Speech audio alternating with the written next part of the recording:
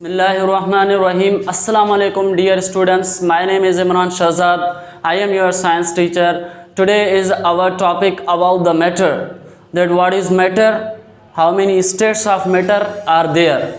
So dear students, in this video we shall study about matter, its state and properties in detail. So let's make start our today's new lecture with matter.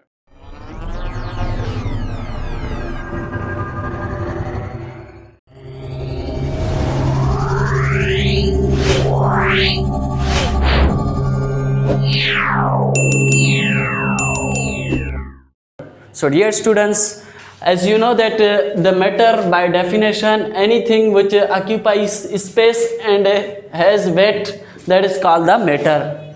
Dear students, जैसे कि आप जानते हैं matter वो चीज़ है जिसमें दो properties present हो, एक तो वो स्पेस को ऑक्यूपाई करे और दूसरा उसका वेट हो, तो हम उसे मैटर कहेंगे। अगर किसी भी चीज़ में हमें ये दो प्रॉपर्टीज़ डियर स्टूडेंट्स नज़र आ जाएंगी तो हम उन्हें मैटर का नाम देंगे। अगर हमसे कोई पूछे भाई मैटर की कोई प्रॉपर्टी बताओ, तो हमने जब डेफिनेशन पढ़ी तो हमें पता चल चुका है कि मैटर वो चीज़ है जो स्पेस को ऑक्यूपाई करे और दूसरा उसका वेट हो, तो हम उसे मैटर का नाम देंगे डियर स्टूडेंट्स। तो बढ़ते हैं फर्दर भी, मैटर से कुछ और भी रिलेटेड पॉइंट्स हैं यहाँ पर, जैसे कि 3 कॉमन स्टेट्स हैं मैटर के 3 कॉमन स्टेट्स होते हैं। यहाँ पर मैंने लिखा है एक सॉलिड, दूसरा लिक्विड और ये तीसरा गैस। तो हमारे सराउंडिंग्स में वैसे मैटर के 3 स्टेट्स होते हैं डियर स्टूडेंट्स, एक है सॉलिड, दूसरा है लिक्विड और तीसरा गैस। यानी मैटर की एक और भी स्टेट होती है डियर स्टूडेंट्स जो हमें कॉमन नहीं मिलती, उसे हम मैटर का अनकॉमन स्टेट तौर पे कंसीडर करते हैं, तो उसे हम प्लाज्मा कहते हैं। तो प्लाज्मा जो है उसकी जो स्ट्रक्चर है वो जेली लाइक सब्सटेंस होती है। ये मैटर की चौथी स्टेट है जो ज़्यादातर हमें कॉमन नहीं मिलती। जो हमें ये तीनों कॉमन स्टेट्स पहले मैंने आपको बताया, जैसे सॉलिड है, लिक्विड है और गैस है, तो ये हम रोज़मर्रा की ज़िंदगी में और हमारे सराउंडिंग्स में, हमारे एटमॉस्फेयर में प्रेजेंट होते हैं डियर स्टूडेंट्स। तो बढ़ते हैं आगे भी। अब सॉलिड की क्या प्रॉपर्टी है, लिक्विड की क्या प्रॉपर्टी है, गैस की क्या प्रॉपर्टी है, हम इन तीनों मैटर के स्टेट्स को डिटेल में स्टडी करेंगे डियर स्टूडेंट्स। तो पहले है यहाँ पर सॉलिड। सॉलिड जो है मैटर की पहली स्टेट है जो कॉमन मिलती है हमें अपने सराउंडिंग्स में, हमारे एटमॉस्फेयर में। तो सॉलिड की पहली प्रॉपर्टी आप देखिए यहाँ पर लिखी है मैंने, इसको है डेफिनेट शेप भी होता है और इसका ख़ास वॉल्यूम भी होता है। यानी सॉलिड की पहली प्रॉपर्टी ये है कि उसको अपनी ख़ास शक्ल भी होती है और उसका ख़ास वॉल्यूम भी होता है डियर स्टूडेंट्स। तो इससे दूसरी प्रॉपर्टी ये है कि the molecules of a solid substances are tightly packed with each other. दूसरी प्रॉपर्टी डियर स्टूडेंट्स ये है कि सॉलिड के जो मॉलिक्यूल्स होते हैं आपस में टाइटली पैक होते हैं एक दूसरे से, यानी अगर वो आपस में ज़्यादातर क्लोज होते हैं तो इसी वजह से डियर स्टूडेंट्स वो एक जगह से दूसरी जगह तक नहीं हिल पाते। जाहिर सी बात है, अगर डियर स्टूडेंट्स हम किसी भी चीज़ को एक ही जगह पर ज़ोर से बांध कर रखेंगे तो वो एक जगह से दूसरी जगह तक नहीं जा पाएगी। तो सॉलिड के भी मॉलिक्यूल्स इसी तरह डियर स्टूडेंट्स आपस में टाइटली पैक होते हैं, एक जगह से दूसरी जगह उनकी मूवमेंट नहीं हो सकती। बढ़ते हैं आगे इसकी तीसरी प्रॉपर्टी की तरफ। तो यहाँ पर है the distance between the molecules is very low. पहली प्रॉपर्टी पढ़ी तो सॉलिड की, उसको अपना ख़ास डेफिनेट शेप भी था और वॉल्यूम भी था, और दूसरी प्रॉपर्टी थी कि भाई उसके मॉलिक्यूल्स आपस में टाइटली पैक होते हैं। और तीसरी प्रॉपर्टी हमने पढ़ी तो जाहिर सी बात है, अगर किसी भी चीज़ को आप ज़्यादा से करीब मतलब बांध कर रखेंगे तो जाहिर सी बात है कि उसमें डिस्टेंस ज़्यादा नहीं होगा, यानी उसका स्पेस इतना नहीं होगा। तो सॉलिड के मॉलिक्यूल्स भी कंडीशन इसी तरह है डियर स्टूडेंट्स, यानी हम उनके मॉलिक्यूल्स आपस में टाइटली पैक होते हैं एक दूसरे से, तो इसी वजह से वो एक जगह से दूसरी जगह तक नहीं हिल सकते। तो इसी वजह से इनके दरमियान, इनके मॉलिक्यूल्स के बीच में जो डिस्टेंस है वो ज़्यादातर कम होता है। तो फोर्थ पॉइंट है इसकी, hence kinetic energy is also very small between the molecules of solid substances. Dear students, इसकी लास्ट प्रॉपर्टी ये है कि सॉलिड के मॉलिक्यूल्स पहले पढ़ा के आपस में टाइटली पैक होते हैं एक दूसरे से।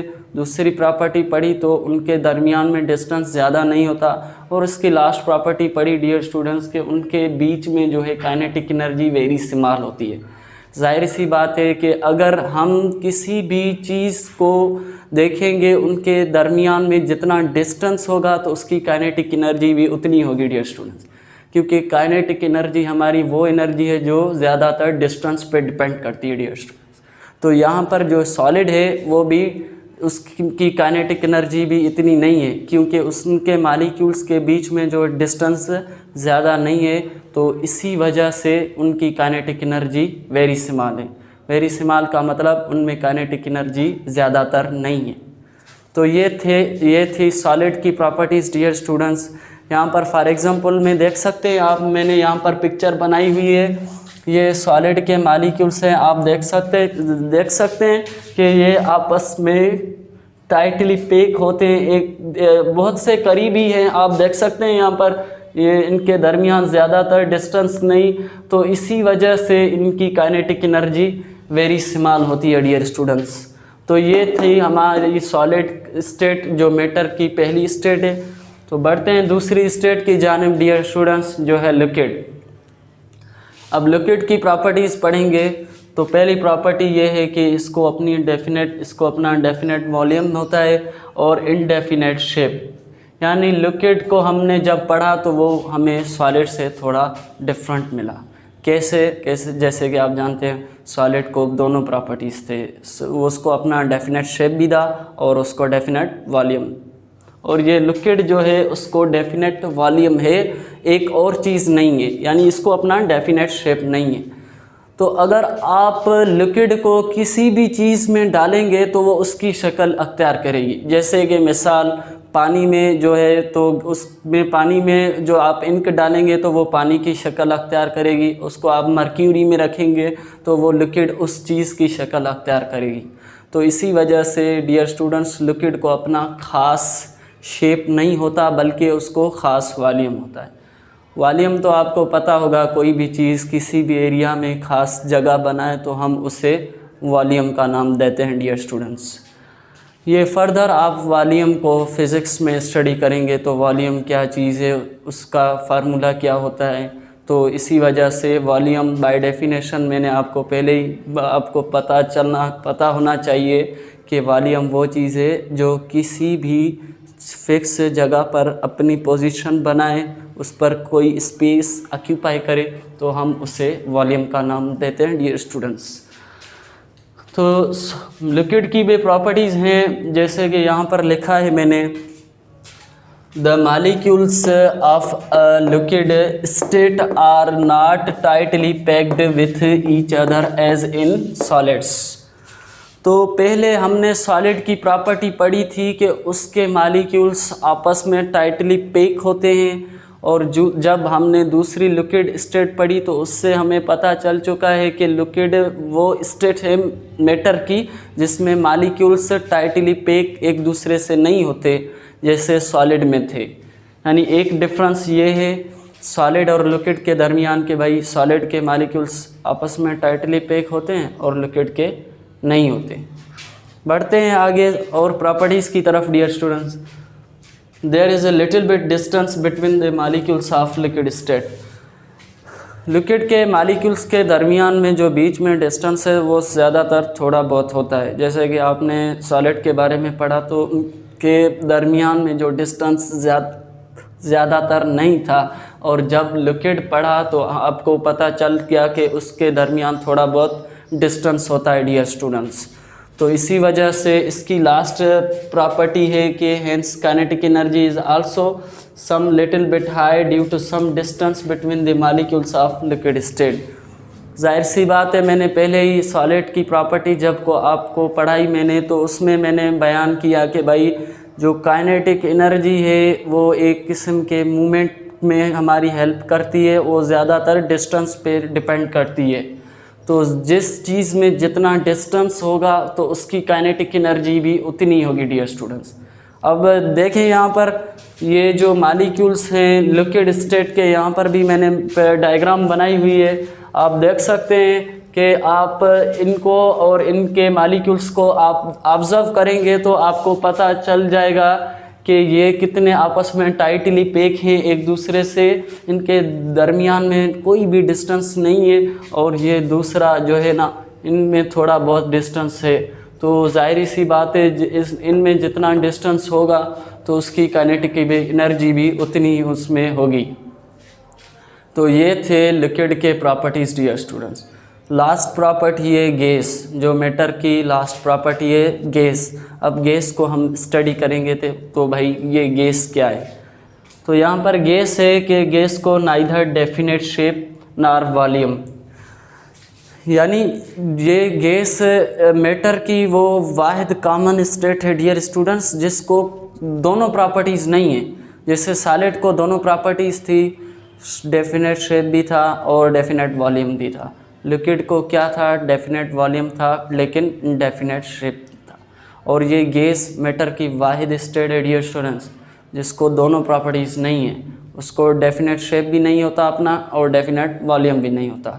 उसका रीज़न क्या है डियर स्टूडेंट्स, हम इनको फर्दर इनके प्रॉपर्टीज़ स्टडी करेंगे तो आपको पता चल जाएगा कि भाई इसका रीज़न क्या है कि इसको अपना ख़ास शेप भी नहीं होता और ख़ास वॉल्यूम भी नहीं होता डियर स्टूडेंट्स।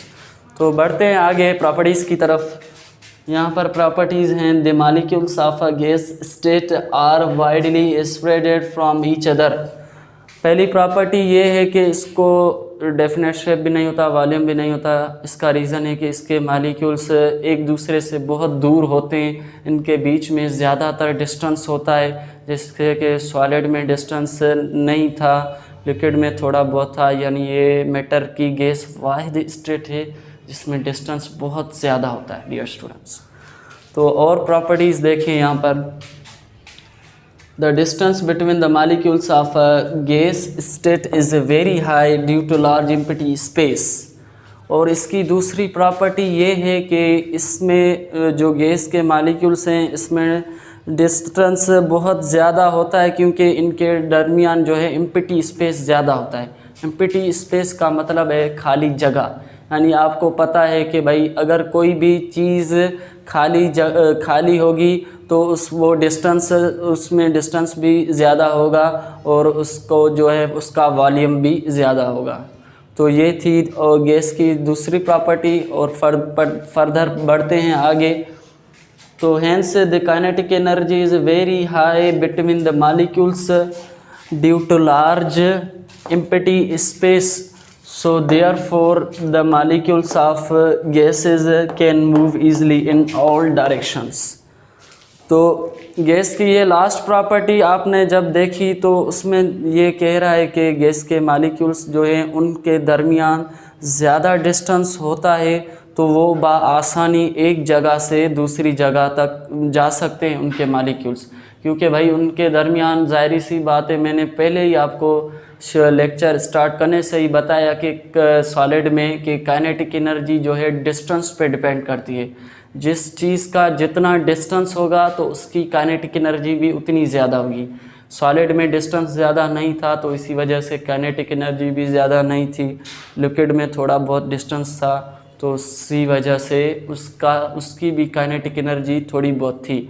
लेकिन ये मैटर की वो वाहिद स्टेट है डियर स्टूडेंट्स जिसमें बहुत ज़्यादा डिस्टेंस होता है, मॉलिक्यूल्स एक दूसरे से बहुत दूर होते हैं, तो इसी वजह से इनके मॉलिक्यूल्स के बीच में भी काइनेटिक एनर्जी ज़्यादा होती है।